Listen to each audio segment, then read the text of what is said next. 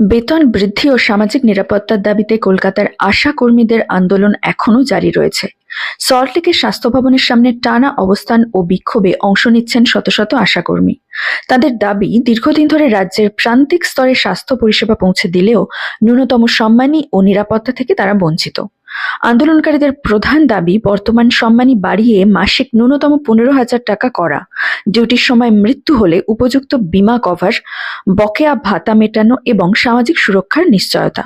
কর্মীদের অভিযোগ, একাধিকবার দাবি জানানো সত্ত্বেও প্রশাসনের তরফে এখনো পর্যন্ত স্পষ্ট কোনো আশ্বাস মেলেনি। বিক্ষোভ চলাকালীন স্বাস্থ্য ভবনের সামনে পুলিশি ব্যারিকেড নিয়ে উত্তেজনা ছড়ায়। নিরাপত্তার স্বার্থে মূল গেট বন্ধ করে দেওয়া হয়।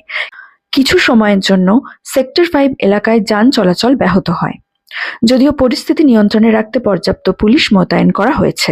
আশা কর্মীদের একাংশ জানান, তারা কোভিড কাল সহ নানা জরুরি পরিস্থিতিতে নিরলসভাবে কাজ করেছেন, কিন্তু আজও তাদের কাজকে স্বেচ্ছাসেবী তকমায় বেঁধে রেখে ন্যায্য পারিশ্রমিক দেওয়া হচ্ছে না।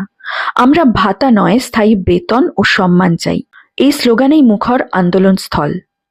অন্যদিকে রাজ্য স্বাস্থ্য দপ্তরের পক্ষ থেকে জানানো হয়েছে, কর্মীদের দাবিগুলি খতিয়ে দেখা হচ্ছে এবং আলোচনার মাধ্যমে সমাধানের চেষ্টা চলছে। তবে এখনো পর্যন্ত কোনো চূড়ান্ত সিদ্ধান্ত ঘোষণা করা হয়নি। আশা কর্মীরা স্পষ্ট করে জানিয়েছেন, দাবি পূরণ না হলে আন্দোলন আরও তীব্র হবে এবং রাজ্য জুড়ে বৃহত্তর কর্মসূচির পথে হাঁটবেন তারা।